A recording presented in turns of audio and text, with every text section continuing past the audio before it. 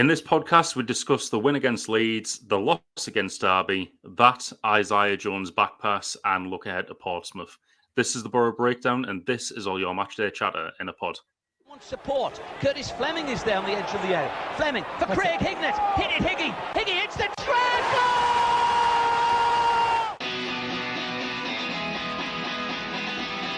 Ravanelli coming alive again. Juninho wants the ball played to him. Ravanelli spots out Emerson!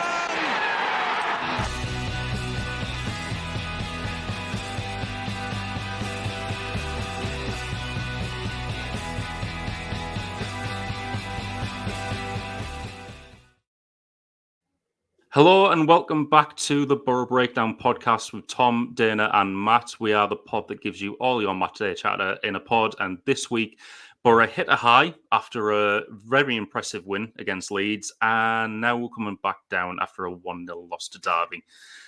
Guys, you were obviously at the game yesterday, and we all saw it on TV on Wednesday. What are your key takeouts from this week's games? Dana, do you want to go first? Yeah, I would probably say that there's work to do. I think the midweek win over Leeds is probably a reminder of what Michael Carrick's Middlesbrough are capable of, and it showcases the good of this team. But the defeat to Derby is, a bit of a humbling reminder that we still have some creases to iron out. So, a good reminder, to be honest, but a reminder nonetheless. I'd say that typical Boro very much is still alive, no matter how positive we may seem, and no matter how many away games I attend, we will never ever win one. Going to get that out of the way now, and I think it shows that it's clear what our strengths and what our weaknesses are at this current moment. Going to Ellen Road, a team that are going to come onto us and attack and play football and leave spaces in behind, it shows that we're very good. Our strengths are exploiting that on the counter, but then equally our weaknesses still remain the same old habits from last season, and that's breaking down a team that's going to sit deep and defend, which, as Dana said, we clearly still have to work quite hard on. Yeah, I agree with you both there, and I think Maddo really summed this up perfectly after the game yesterday, because he said it is a compliment to Boro the way that teams are going to set up like that. However, it is something that you need to work on to be able to progress well in this division. It's all well and good when you've got a couple of teams who, no offence to Derby, because they set up the way they needed to yesterday, but in Swansea and Leeds, they have a distinct style of play. They've come to play football, and Boro did well to beat both of them. But with those teams that play in a low block, it maybe a bit of a pattern for Boro, especially over the last season or so, that we maybe just struggle to break those down a bit. But we'll come back onto that later, because we'll start off with the positives. Leeds United, Boro won their first game at Ellen Road in, I think it was 13 or 14 years. Marvin Emnes was on the score sheet the last time we won there. Guys, talk me through how you were feeling after that game, after the final whistle blew. Really impressed. Again, I think it showed what Michael Carrick's Middlesbrough can do. And you know what? The first 10 minutes or so of the game, we really had to soak up pressure. They had a good chance, big chance, you have to say, within 3 minutes that Solbryn made a good save from Junior Fairport. And then the way that we picked Leeds off with that pressure and then hitting them with the quick transitions from midfield into attack and getting up the pitch with both quickness and efficiency was really, really good to see. We might not have had the majority of possession in the first half. I was having a look earlier. I think 37% we had, but we still posed a threat, probably as much as Leeds did, to be honest. And it was through counter-attacks.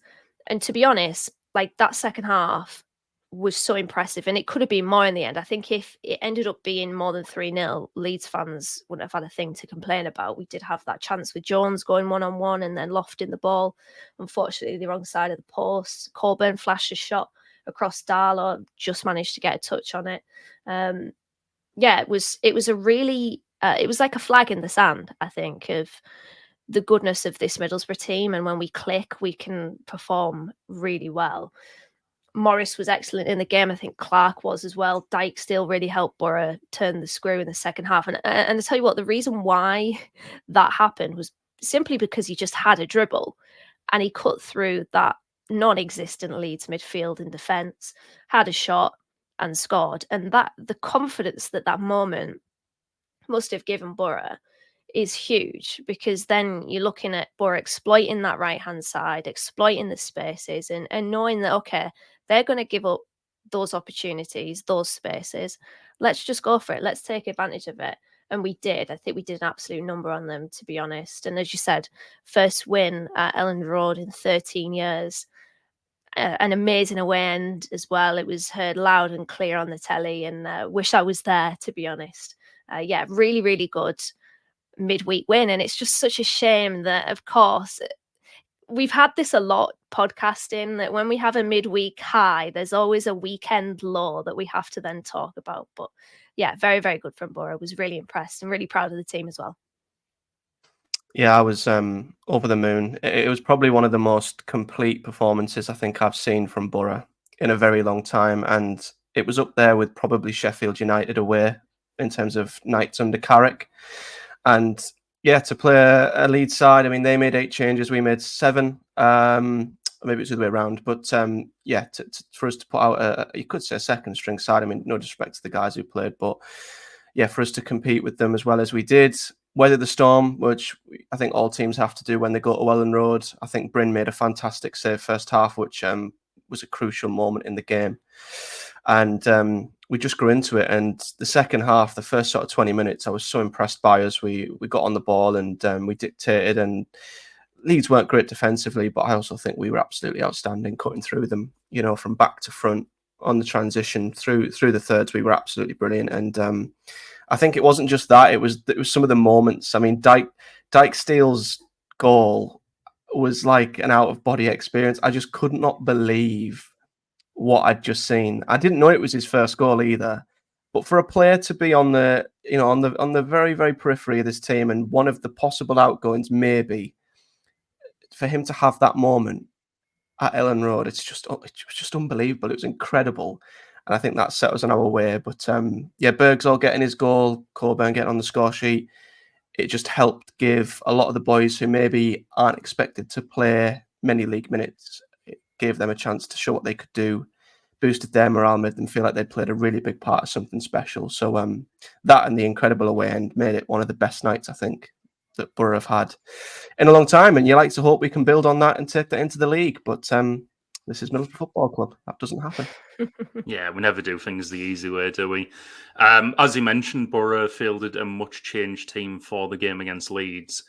What was both your initial reaction to seeing the team sheet? Because I know there were a few inclusions in that where it was a bit of a talking point in our group chat before the game. I thought it was fine. Like, I think most of my reaction was actually about the reaction to the team, because there was a lot of people saying, oh God, we're going to get tongued, we're going to get hammered. What is this? What's Michael Carrick done?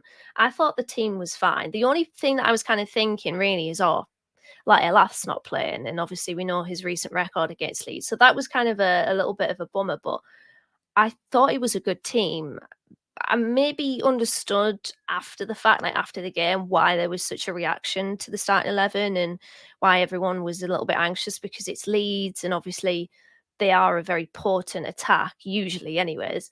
And maybe certain inclusions like Dyke Steele's had a bit of a rocky time under Michael Carrick, and Coburn's a bit of a maligned figure. Howson playing centre back. Everybody should know that wherever Howson plays, he's going to be fine. Obviously, he did come off, unfortunately. But I just thought the team was all right. I wasn't like too high or too low about it. I thought this is a team that can definitely challenge. Obviously, they exceeded my expectations in the end, but it was a good team nonetheless. And I kind of wish that people believed in it a little bit more. I don't know about you. Yeah, I'd agree. I was actually quite excited to see some of the lads start, to be honest. Obviously, you can't help Howson being at centre-back when we've got Fry and Lenihan out. Dyke Steele was obviously a little bit of a sort of question mark with Aylan being at Leeds. You thought, would he start?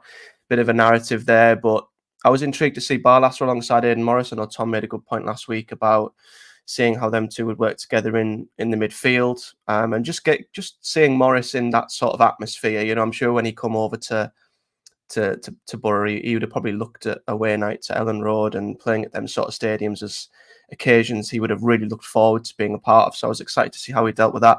Same with Bergsog. I mean, I don't know how much of him starting was actually down to the injury that McGree, we now know, picked up. I don't know if that was prior to the Leeds game or not, but seeing him from the off, I was quite confident in, because I feel like Bergzorg's probably a player who suits us more on the counter against teams like Leeds away from home.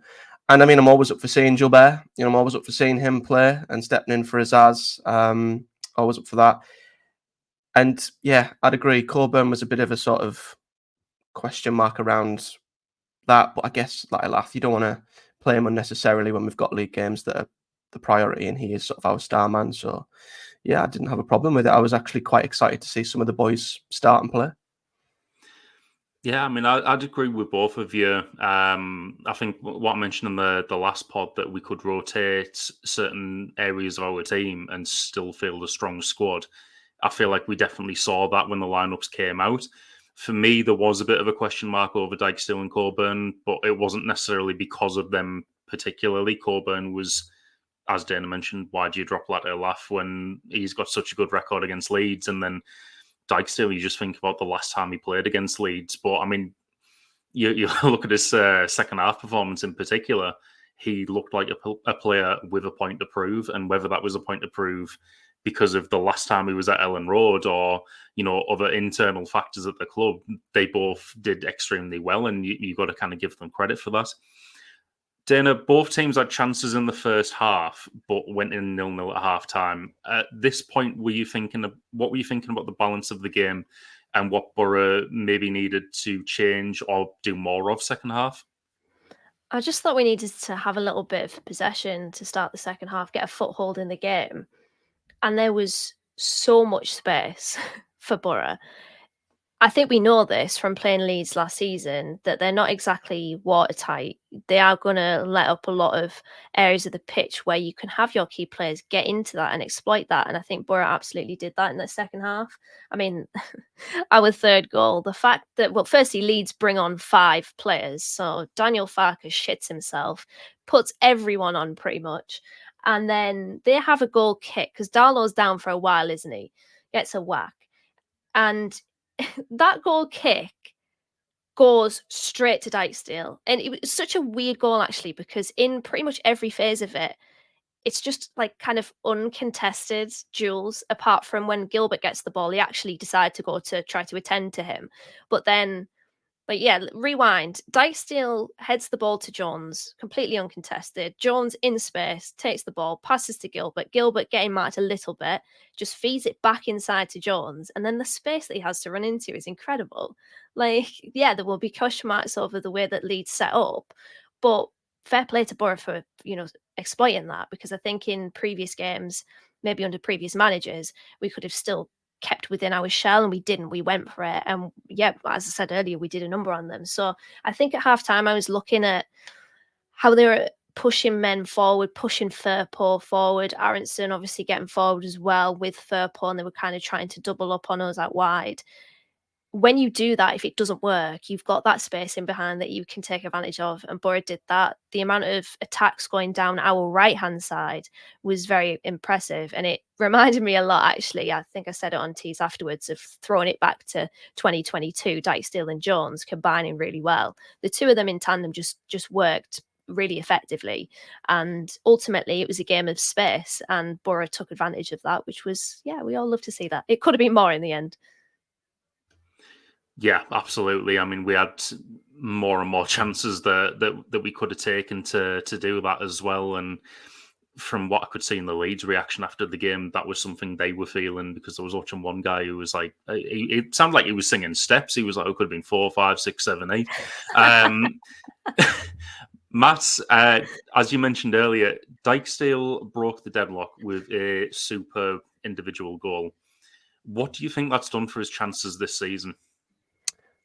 I hope it's gave him a chance, definitely. I don't know whether if Tommy Smith had been fit, if he would still be here. But the fact he is, and he put in that level of performance, I really do hope it's gave him that little bit of a boost, because it's crazy what confidence can do to a player, and that might be a little sliding doors moment for Dijksteel. That coming away from Leeds last time, having such a torrid time.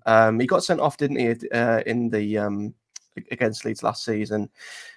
And to come back in the same stadium and put in a performance like that, I do hope it is the beginning of a little redemption arc. We've seen a few over, Boro over the years. Akpom recently, of course, is a big one. But I'd like to think he's gave himself a chance now. And I hope Carrick does give him a few more opportunities maybe in the league. I think momentum is key as well. I don't want him to now disappear for a good few weeks. Obviously, I know Aylan's going to still probably be the starter on that at right back, but I'd like to see him possibly build on this. And right back's an area that we've looked at and thought, God, we could do with improving there. If Smith doesn't come back and isn't fit for a while, we've only really got Luke Aylan, and Dijksteel was sort of someone we brushed off as someone who wasn't good enough for this team anymore at this point. So if he can still be a really good option there and build on that performance, then he could still play a part. So yeah, and Dana mentioned a good point. Obviously, him and Jones seem to have a really good chemistry, and they have done for a long time. So there is something there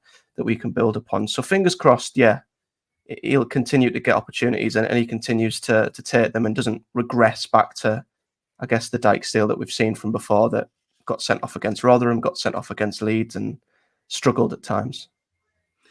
You'd think even if he isn't getting these opportunities, maybe off the bench in the league, that game against Stoke, that's obviously coming in a couple of weeks, he'd be a nailed on starter for that.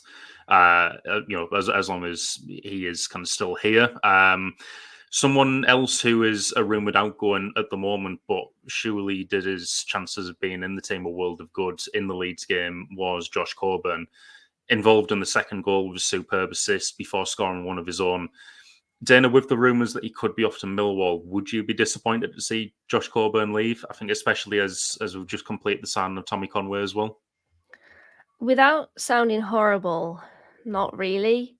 I think the thing with Coburn is he's a good player, and I truly do believe that. I think Coburn, in regards to actually converting chances into goals, we've seen that he's capable of doing that. I just don't think he suits this team. And obviously had a really difficult season last season with injury, and that absolutely hasn't helped. But I've always, like I've said this many times, I've always maintained the opinion that Coburn should be loaned out. And even if it's a permanent move, okay, maybe there's a tinge of what could have been with him, because I know when he scored against Sheffield Wednesday, got his first Middlesbrough goal, there was a lot of excitement about him, given what he was doing in the under-18s at that point. But no, I think I'd probably be more disappointed if we didn't have Latte Lath and we were maybe struggling to bring in a striker that could score goals. I might think, well, give Coburn that opportunity, but we've got players there that can score goals. And to be honest, I was really disappointed when we sold Crooks. So he's kind of the benchmark of player leaving disappointment. So yeah, it would kind of be, as Tony Mowbray famously said many times, it is what it is. I think with strikers especially that come through our youth academy, it's always kind of disappointing if they don't go on to become, I don't even want to say like one of our best ever players, but like a regular in our team. On the other side of that, though, I think more and more over the last couple of years, the recruitment team should have earned pretty much everyone's trust. And if the club now is saying that, we brought in Conway and Coburn maybe isn't suited for this team and this setup anymore, so we will move him on.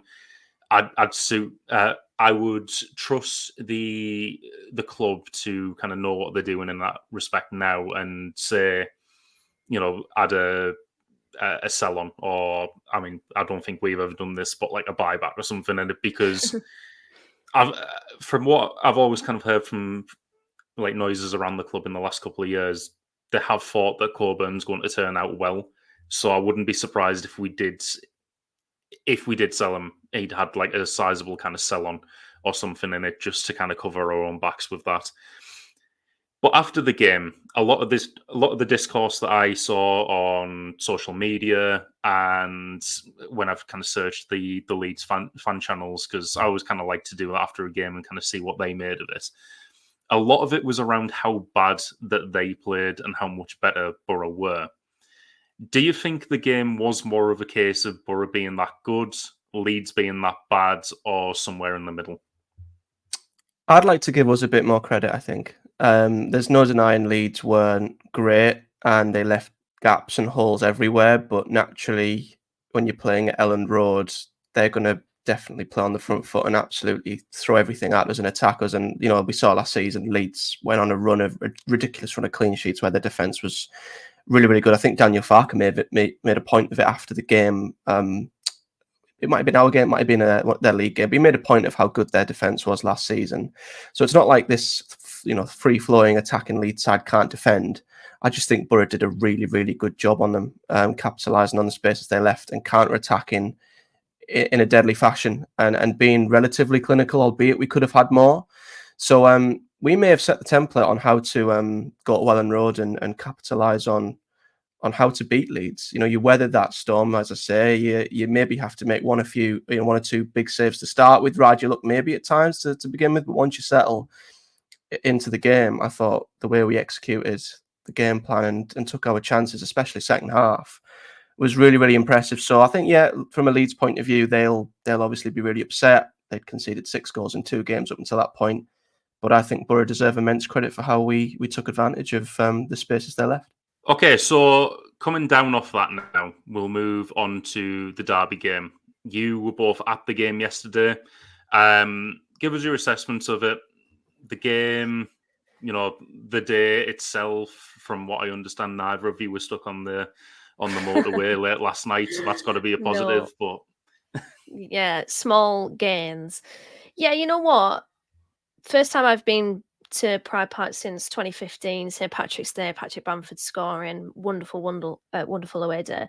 Kind of wish, though, when I set my alarm for 5:45 in the morning that I kind of just didn't and stayed in bed, because it was quite a clunky performance from Boro, I would say. We really struggled to find a weak spot in that Derby setup, so we kind of just angled for hopeful crosses and balls into the box, the majority of which were dealt with by Josh Vickers in goal for Derby, who I thought had a good game. And as soon as they scored, via our direct mistake, Paul Warne ball was well and truly activated. They just sat back. They offered pretty much nothing offensively, but were very resolute defensively. And Boro had no answer to that. A lot of our play came central, which boggled my mind, because why, when there's no space through the middle, do you keep trying to funnel your attacks through that route? And I'm really starting to question whether, against teams with low blocks, whether the roaming left winger is actually a hindrance to the way that we play against such a structured side, who are obviously trying to frustrate. Engel offers near enough nothing going forward. Would a wide winger help Boro and actually help Lucas Engel there? Just, the good old cliche of get chalk on your boots kind of thing. It would give Boro more options. It would double up Boro against that low block. And you're trying to pull these players out of the position of that really structured block. And we're going to say block a lot, so I'll just say it again, block. It was frustrating because that away end was particularly loud. It was deafening at points, and it just missed that crescendo of a goal being scored. It's always frustrating when that happens, because the game was set up perfectly for that away end to explode, and it just didn't. We had chances, but it didn't feel like we had the chance.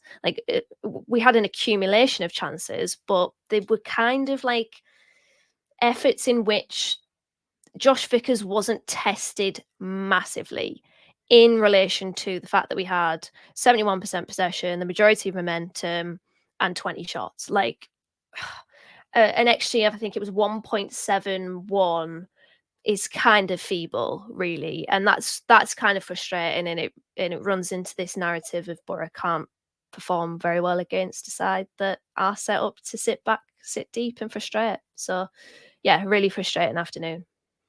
Yeah, it definitely seems like something Boro are going to have to work on throughout the season. And I'm sure if, on the unlikely chance that Paul Warne's listening, I'm sure he'd resent the Paul Warne ball comment that he made there, seeing as though he's come out in the press and said, "Oh, that team setup goes against everything that I stand for," Oh, even though that gosh. was the most Boro versus Rotherham game I've It seen since Boro was. versus Rotherham. It was. God. Matt, obviously you were at the game as well. A lot of people will be saying this was your fault and not Isaiah Jones's. Give us your assessment of yesterday. I'm not taking responsibility for Isaiah Jones and his inability to kick a football hard enough. Honestly, I could not believe that I'd lived through Rotherham again, given that I was at Rotherham last season, because of course I was. I genuinely come out of that ground. Well, I didn't stay for full time. I left about a minute early because I thought, you know what? We're never going to score. We could be here all week. And I could not bear to be in that ground to hear the full time whistle. I was speechless, to be honest. Part of me was speechless. Part of me was sort of like, why am I even surprised? Because as much as, the fun and joke around my record, which stands at 14 league games, by the way, I've counted them. It shouldn't surprise us in a sense as well, because we've seen this with Boro last season. It's a new season, but it's the same old habits, or bad habits, or the inability to break down teams that do sit deep. And the one thing I would say that Boro, well, the one thing that was the most imperative was the opening goal. And I think every other scenario would have resulted in a Boro win. I would say, had we scored first, I think they would have had to have come out of that low block. And we saw in their opening game against Blackburn, when they were forced to come out and try and get back into the game, they left so much room, and Blackburn ripped them to pieces. And I would dread to think what Boro may have done to Derby had they committed bodies forward and left gaps. Or I also believed, and I thought this in the away end yesterday at times, had we equalised, I'd have had no doubt we'd have went on to win that game again. But the one thing we just didn't, one thing we shouldn't have done, the worst case scenario was gift them something to hold on to. And I've heard from a few Derby fans that they saw this happen quite a lot last season. They were behind the least of any side in League One last season. They spent the least amount of time behind in games, and you can see why. Once they get hold of that lead, they're just so good at keeping hold of it and defending well. And for Boro to go behind was bad enough. Had Derby had done it via one of their strengths, like a set piece or a cross, you can say, all right, they've utilised the strengths and they've held on, they've done a job on us. But for us to gift wrap them that goal in the way we did is just so typical of Boro.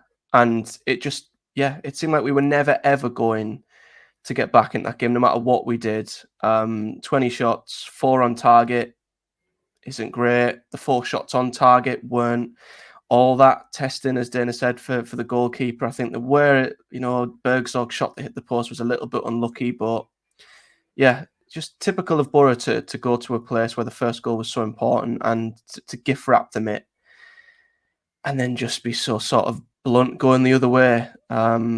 Incredibly frustrating, and it's something that I'm not going to overreact to now in this moment because it's only the second game, but it is definitely something that we've got to improve on, because we're going to see this at the Riverside, especially. We might even see it next weekend against Portsmouth. We've got to find a way of unlocking these defences, because that one goal that we might score that might edge us a game, them 2 points we might gain from it numerous times this season against these sides could prove to be a huge difference come the end of the season. So yeah, it's something we need to definitely improve on throughout the season. Otherwise, we're going to drop a lot of points. You've both mentioned it there, and I mentioned at the top of the show as well that it is a bit of an issue when teams tend to sit deep against Boro, aim to frustrate.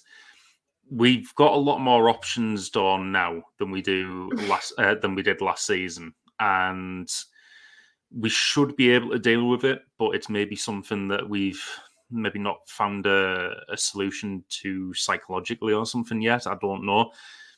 Dana, what do you think the solution is to when teams sit deep against Boro? Because just before you answer, I noticed one thing yesterday. Bringing on Dan Barlaser around the 70-minute mark, we've always talked about his range of passing and being progressive with his passing, and being able to kind of pick that pass through, pick a defence. Could it be that we bring Barlaser on in games like this. Don't know. Tell us your thoughts, Dana. Yeah, I remember talking about this last season as well in regards to how do we negate this? How do we work around it? I think when you have a team in opposition that is set up pretty deep to nullify that space, as I mentioned earlier, you've got to be able to pull these players out of position and disrupt that structured setup. There were a few times yesterday where I felt like Boro could have got the ball out wide into space, but they just weren't quick enough with their distribution. And to be fair, it was Engel that was the player in space, so I wouldn't be surprised if the players just simply didn't trust him. Kind of questions from it is, can we make the pitch as big as possible? Can we stretch out our play? Can we create 3v2s out wide using the central midfielders to be that third man? Ultimately, it is trying to get that numerical advantage in certain areas that will enable faster play in and around that block. I know we're going on a bear hunt. We can't go through it. We might go around it. But yeah, it seems to be Carrick's Achilles heel, something that we haven't really seen him deal with necessarily. And you know what I kind of take from this week is that Boro are a good counter-attacking team. When we have possession, I feel like we start to overcomplicate our game. But when we enable those turnovers, when we obviously press well, and then we spring, because we can utilize our pace, that's where I think we're the best. So in terms of, I remember we spoke about this probably when we were doing podcasting in Red Army Radio Studios, Tom, I'm pretty sure. But we were talking about what style of player do you want to see Boro have the most? Like what do you want Boro's identity to be? And I remember saying possession. Don't agree with that anymore. I want to see Boro be a counter-attacking team, to be honest. Because I think case in point yesterday, when you come up against a team that allow you the possession, Boro create problems for themselves. So yeah, can we concede a little bit? Can we sit back a little bit ourselves, and then can we spring and push upon teams? Obviously, against Derby, it might not work because they're probably set up to do the same. So you kind of get a Metapod versus Metapod to give you a Pokemon reference, and nothing will happen. But yeah, it's easier said than done, but you just have to try to move those players out of the block and disrupt it. I also don't think that it helps that we're not a threat at all from set pieces, which kind of goes on to another point about our crosses. What was going on there with our crosses yesterday? Floating them straight into Josh Ficker's gloves. There's nothing more annoying than that. So yeah, it's frustrating, isn't it? But Carrick needs to find a way to remedy that issue because it will cost us this season if it continues. It was a very annoying kind of setup yesterday because it seemed like obviously we went a goal behind, and then we were looking at the way to get back into it, and we were like, remember what Swansea did against us last week? We'll do that now, and just kind of kept giving it back to the keeper or their centre halves who were more than equipped to deal with that. But for another week in a row, it's another one where Isaiah Jones is a big talking point, and obviously he gave away the ball for the goal this week, whereas last week the mistake maybe wasn't as bad. Matt obviously made the mistake. It seemed to happen in slow motion. I didn't get to watch this live because Sky Sports are idiots with their new channel, so I was in the car at the point making a mad dash over to watch the end of the match. It seemed up in slow motion. From what I could tell on the radio, it was like time stood still, and then suddenly Derby had scored. Tell us about your perspective for this goal. It was horrifying, to be honest.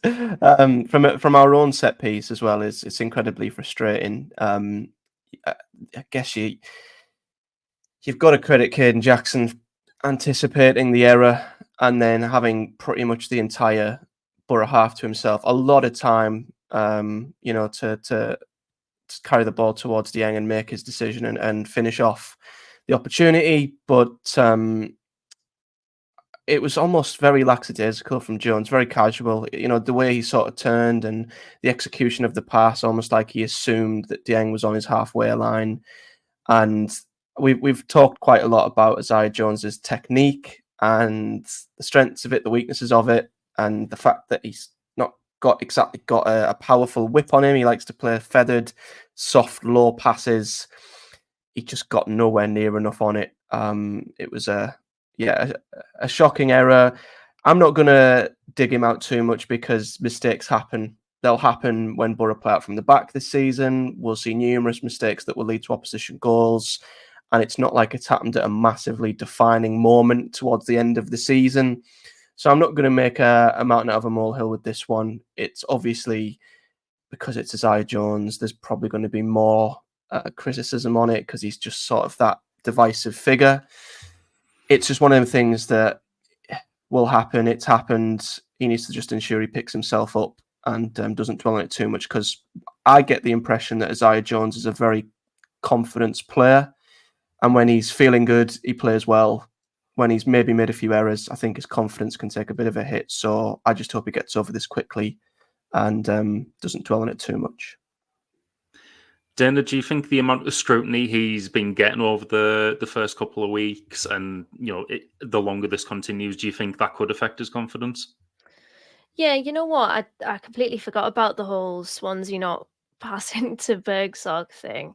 I mean, I do fear that we are feeding into that scrutiny by having these conversations, that we're maybe making a bit of a mountain out of a molehill. I think, as Matt said, mistakes happen. And I mean, if you were to ask me immediately after that was, obviously the pass was made, I would not be thinking as rationally as I am right now.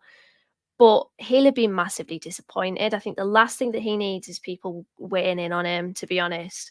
So yeah, it's not great, but when things like that happen, you can't help but feel frustrated, because ultimately that was why we lost the game. I think that he'll be fine, because I'm hoping, and I actually am expecting, Isaiah Jones to put in a man of the match performance against Portsmouth, because that's just Jones.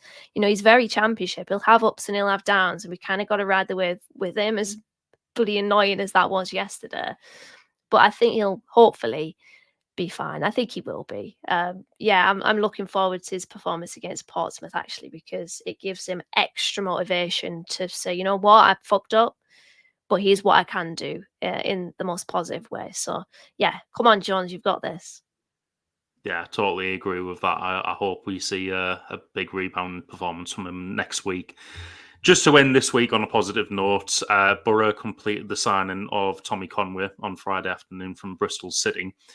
Dana, what do you think he can bring to the team? I don't want to go into this too much because we do have a lowdown video coming soon. So I think I'll ask a question in response.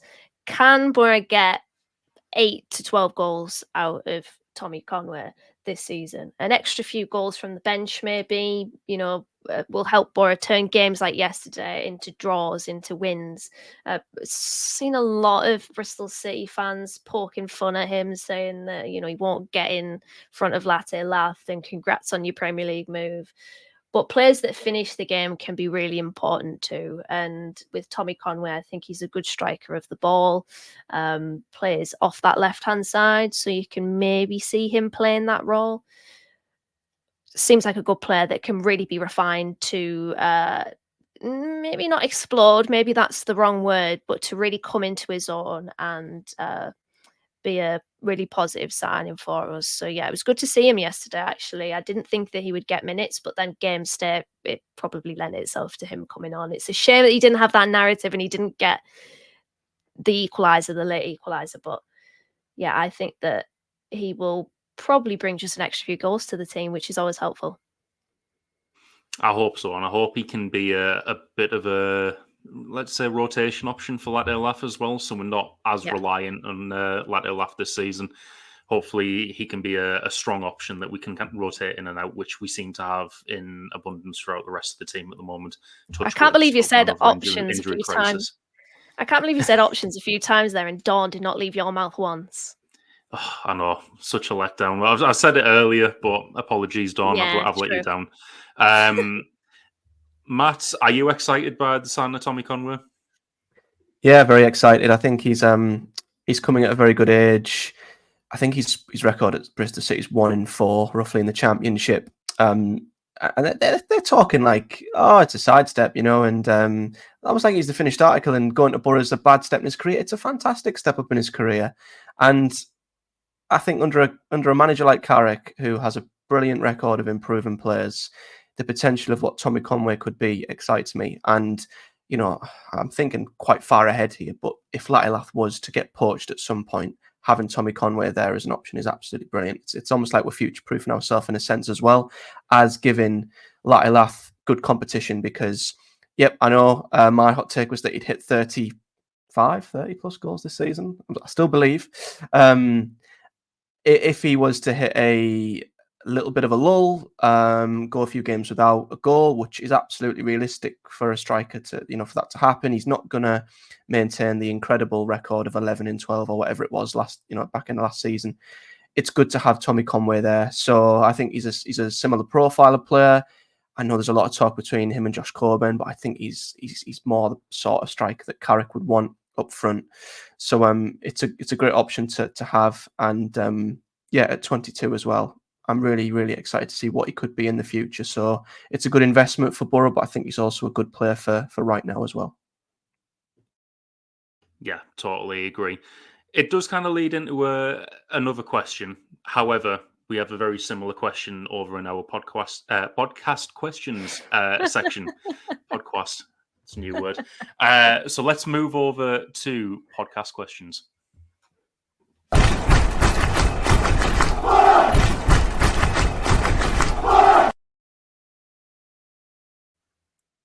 Right, I'm going to go straight into it without any of the blurb that Johnny normally does. But the question section leads on to Rob has asked, apart from possibly Ryan Giles, what or who do we need to add to the squad before the transfer window closes? And I want to get both your thoughts on this one. Oh, apart from Giles, he was the answer, to be honest. I can't not say him. I'm sorry, Rob. I can't not say him. I think with Engel, he's just, you know what? Yesterday reminded me a lot of Kieran Trippier at the Euros. Just very conservative, too cautious, quite negative, kept going back all the time and offered pretty much no threat going forwards. Few mistakes on the ball as well in regards to his first touch.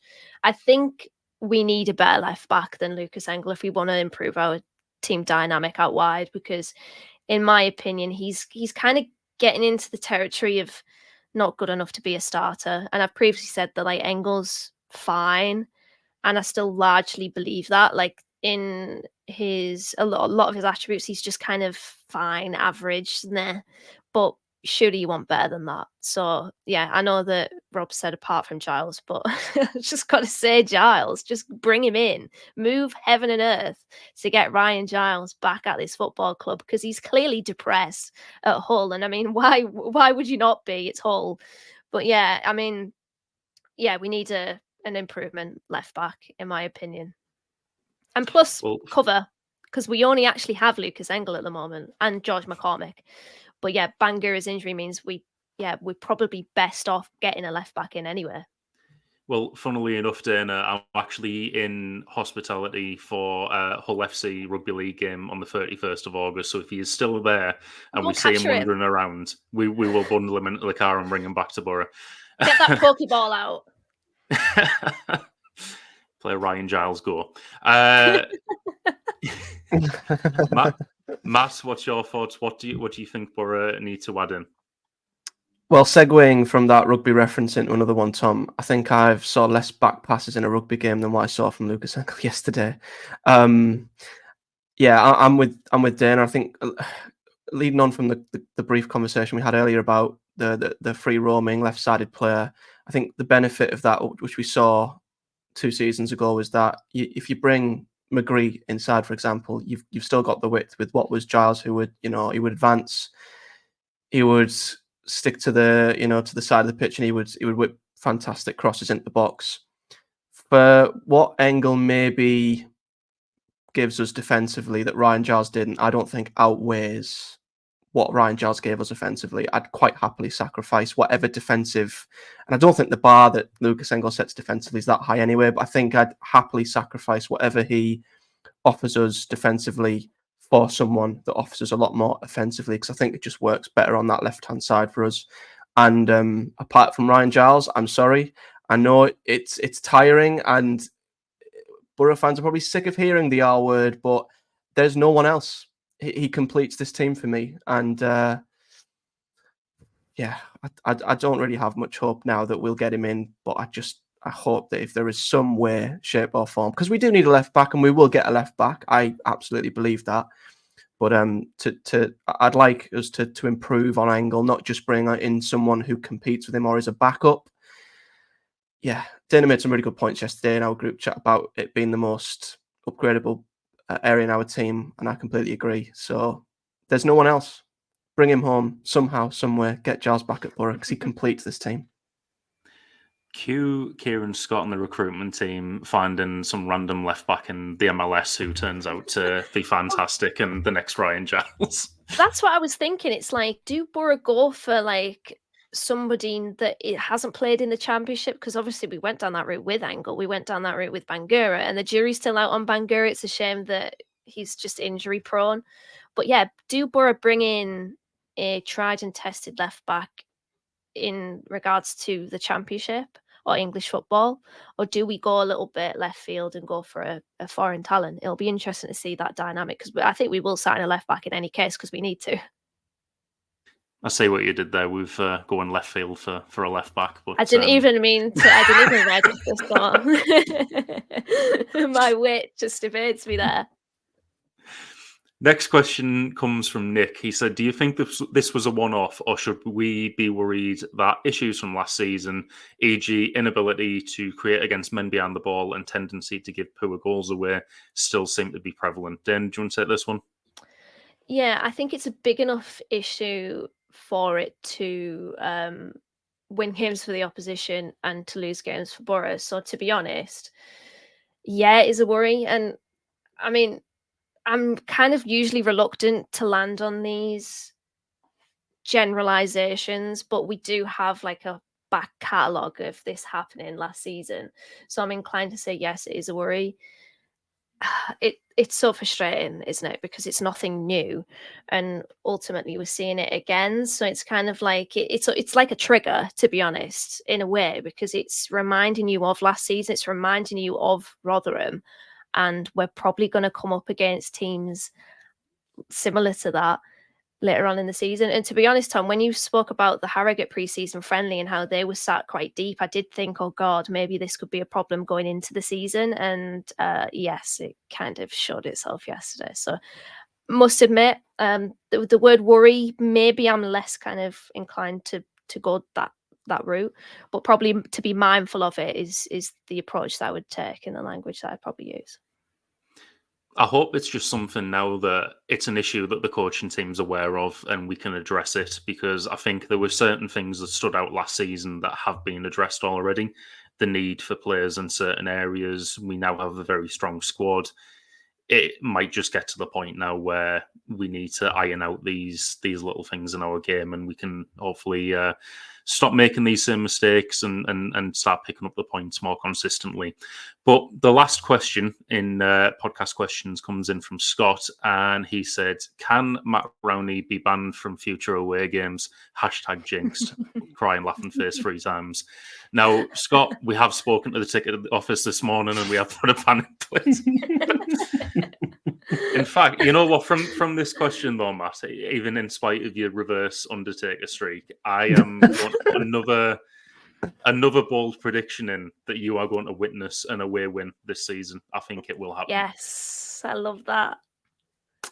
Well, until the club officially ban me from going, it could happen. It could happen for the greater good. You know, it might happen. I'm waiting for someone to start a petition, to be honest.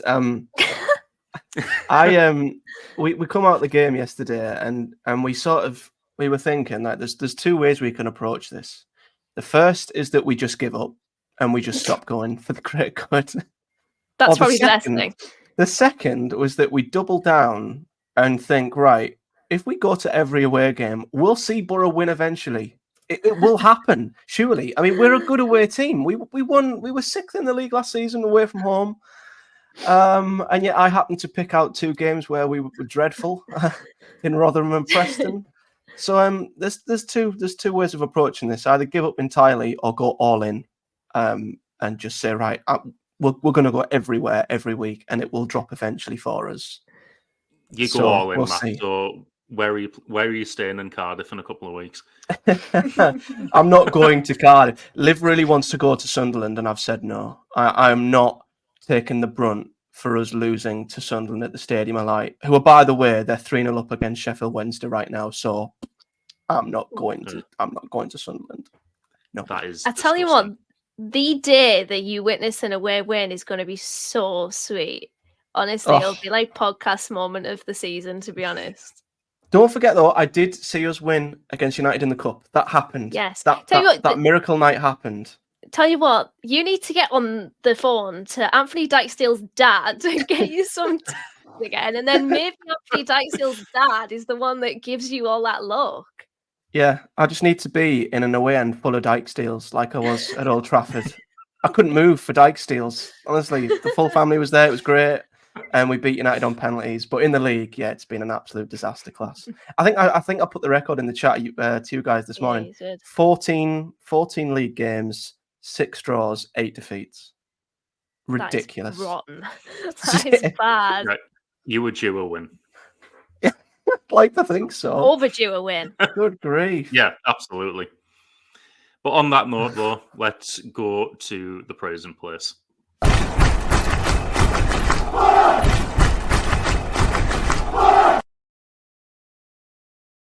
It's the praise and place where we like to give praise to Dana and Matt's colour coordination today.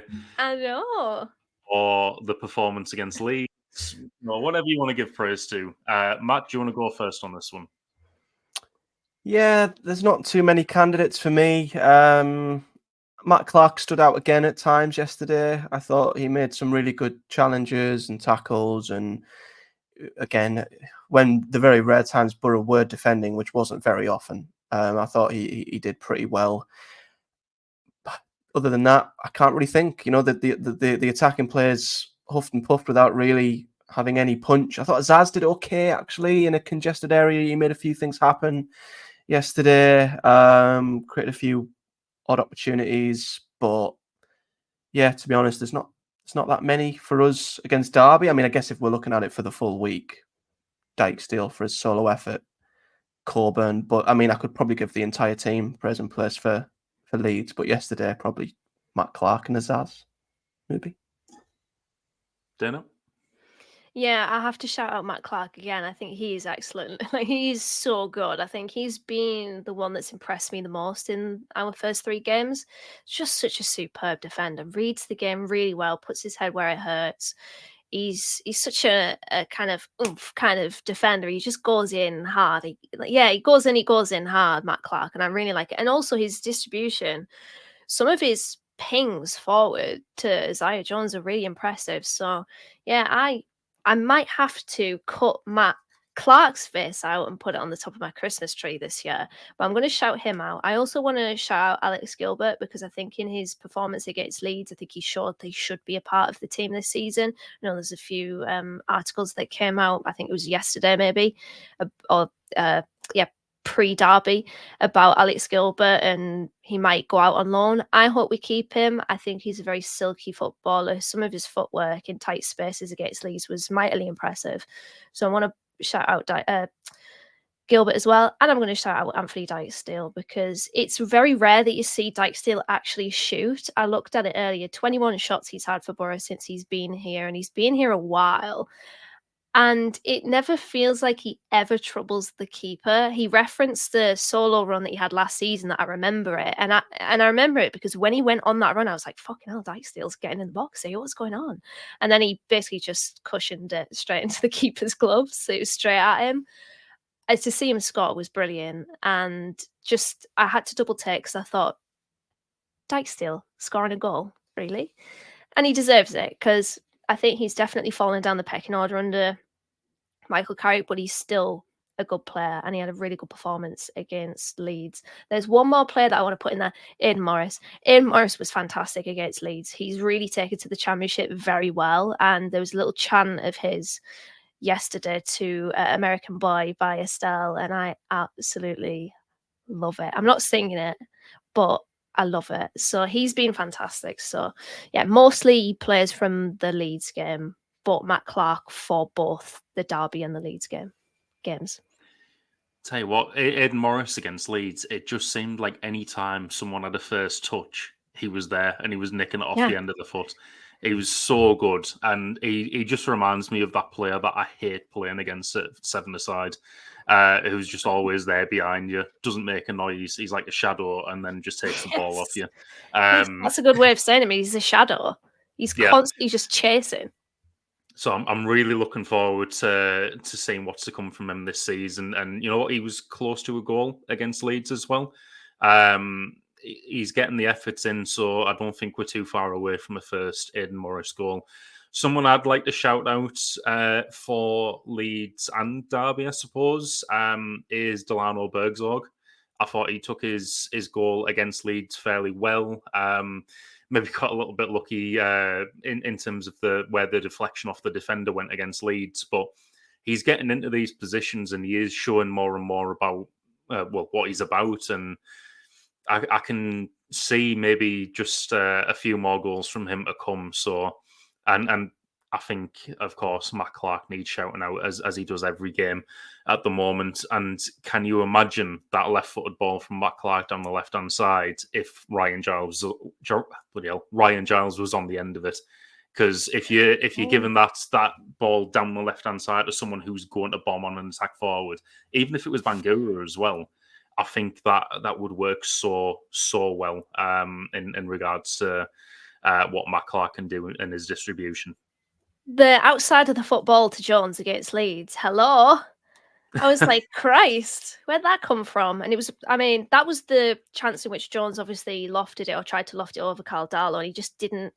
He took it a little bit too wide. He didn't go central. So that deserved a goal for it to be marked down as a Clark assist. That was brilliant. Yeah, I tweeted that straight afterwards saying that deserved a goal. It was so nonchalant as well, wasn't it? He was just like, yeah, I do these types of balls all the time. Like, no one expects that from a centre-back. But guys, I've got some trivia for you this week, looking ahead to our next game against Portsmouth. So this is going to be an interesting one to see if you can get it. The last time Boro played Portsmouth was in 2012 in a 3-1 win at Fratton Park. The question is, who scored the goals for Boro that day? Time starts now.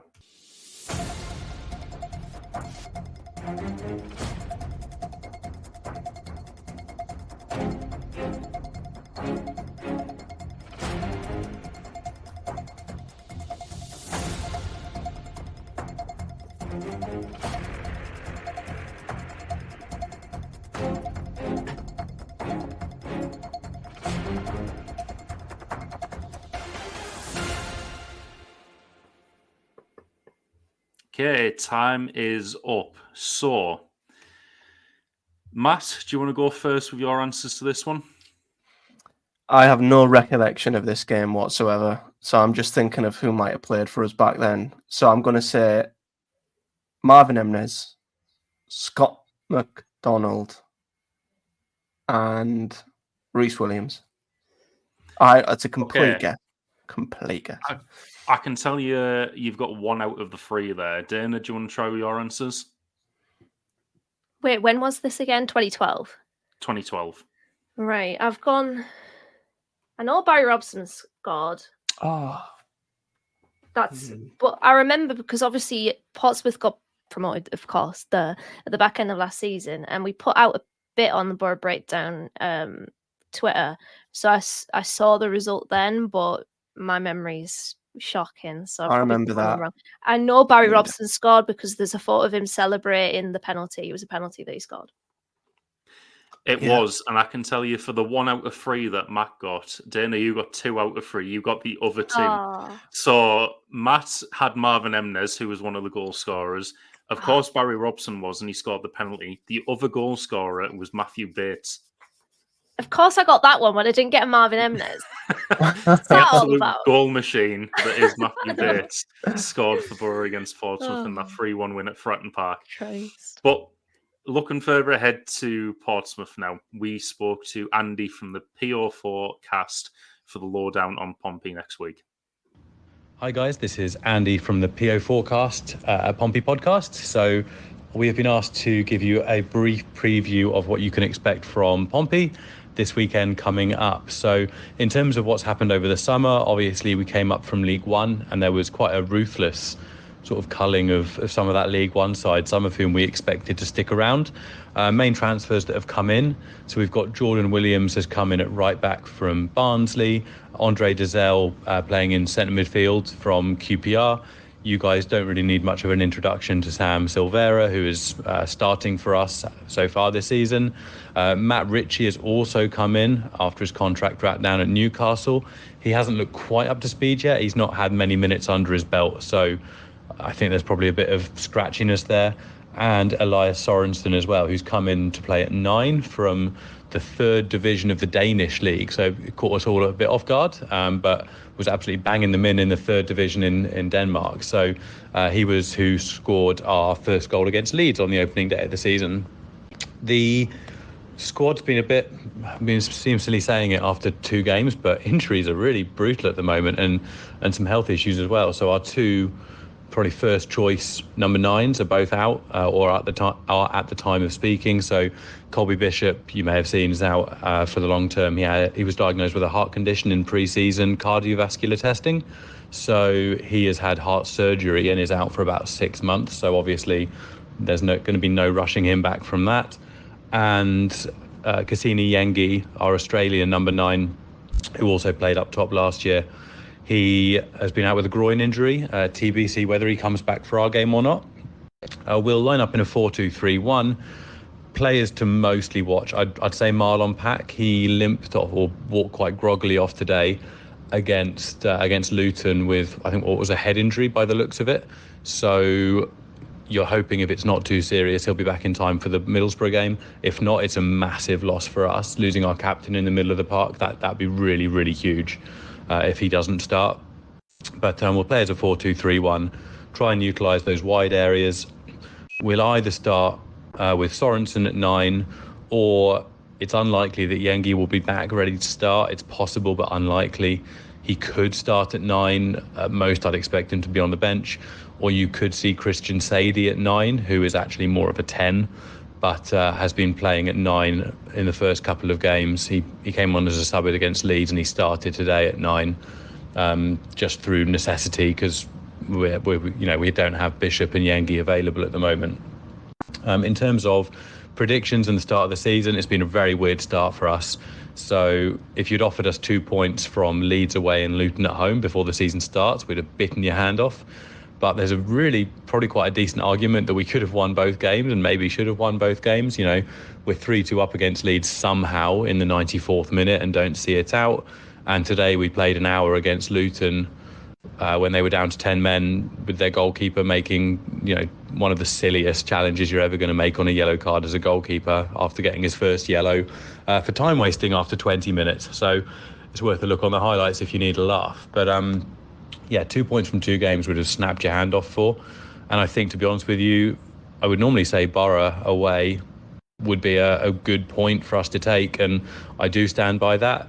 Having said that, I was quite surprised by your loss against Derby. So I need to go and have a look at what happened there. But I think in reality, the vast majority of Pompey fans with their heads screwed on would say a 1-1 draw would be, a nil. Well, we'll take a 0-0, 1-1 draw, 2 or whatever. If we take a point away from you, it would be a very positive result for us, because I think we're expecting you to be up the higher end of the table, kind of similar to our games against Luton and Leeds. I don't know if we're really fighting for the same places this season, if we're being realistic, with us having hopefully a consolidation season in the Championship. So, fingers crossed we pull a bit of a surprise, but it's been nice to be back in the Championship. 2 really enjoyable games so far, so hopefully Middlesbrough away will continue to be that and we'll get at least something from the game. If you want to have a listen to our preview, please find us on Twitter or Instagram or any of those places, or Apple Pods or Spotify. We are the PO Forecast, start of our postcode and then cast. Or you can find us at Pompey News Now on Twitter. Cheers, guys. Well, thanks very much to Andy for that voice note. I don't know about you guys, but whenever I hear Marlon Pack, I just assume, that name screams I'm scoring against Boro. He's a player that I'm very surprised never played for us when we had the likes of Pulis and Warnock as Oh managers. God, So, yeah. that would have been a very them signing. Predictions time, though. Guys, what are you thinking for the Portsmouth game next week? Dana, do you want to go first? Yeah, I think for some reason I'm getting 2-0 Boro from this one. We haven't played Portsmouth at the Riverside since the 6th of August 2011, in which it was a 2-2 draw. Marvin Emnes and Reece Williams scored for us. David Norris and Luke Varney scored for them. They actually scored a 90th minute equaliser there. I have no recollection of that game, despite me probably having been there. But I'm going to say that Boro bounced back from that game against Derby, from the defeat against Derby, and register a 2-0 victory over Portsmouth, who I'm hoping have a good season, actually, because given the issues that they had in regards to financial problems, it is good to see them back in the Championship, and they are a big club without licking their backside. But yeah, it's good to see a different team in the Championship rather than Rotherham's okie dokie up and down yo-yo. We're in League One, now we're in the Championship. Okay, Matt, do you want to go with your predictions? I'm going to continue the on-running theme of 1-0s, and I'm going to back us to get another 1-0 win. I think it'll be similar to what we've seen. I don't know how adventurous Pompey will be, to be fair, at the Riverside. I don't know if they'll come out and try and play football, or if they'll look at what Derby did and think, yeah, we'll do that for 80 minutes and try and hang on and nick something at the death. But I think Boro will.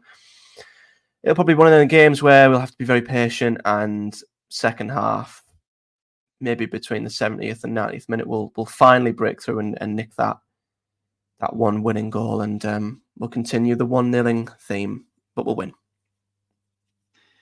Well, I'm going to go for a repeat of the last game that we had. I'm going to go 3-1 Boro. Probably with Latte Laugh. I'll go for another Matt Clark goal, because that's going to be an ongoing thing this season until he does, and I'll have it on a bet builder. And we'll probably go on Matty Bates to get the third one as well. But yeah, 3-1 Boro from my prediction. But guys, that is it for this week. Thanks very much for joining me. If you're watching on YouTube, be sure to like and subscribe. Boro's rollercoaster week ends with a loss to Derby, but we go again into next week, hoping to pulverise Pompey.